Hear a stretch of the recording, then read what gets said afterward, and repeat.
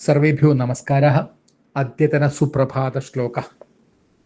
इभमुखं गिरिजाहरनन्दनं धनददर्पहरं शुभदं भजे। दिनमुखं तव मित्रमनोहरं सुदिनमस्तु च मोदविदायकम्.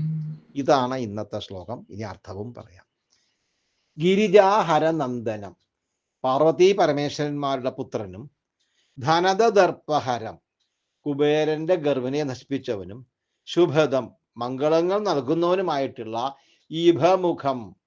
ഇഭം എന്ന് പറഞ്ഞ ആന, ആനയുടെ മുഖമുള്ളവൻ ഗണപതി, അതായത് ഗജാനനൻ എന്നർത്ഥം. അപ്പോൾ ഗജാനനെ, അതായത് ഗണപതി ഭഗവാനെ അഹം ഭജേ, ഞാൻ ഭജിക്കുന്നു. ഹേ മിത്രാലിയ സുഹൃത്തെ, തവ അങ്ങയ്ക്ക് മനോഹരം ദിനമുഖം അസ്തു, മനോഹരമായ പ്രഭാതം ഭവിക്കട്ടെ.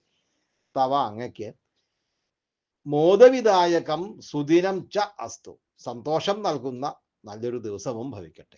ഇതാണ് ശ്ലോകത്തിൻ്റെ അർത്ഥം.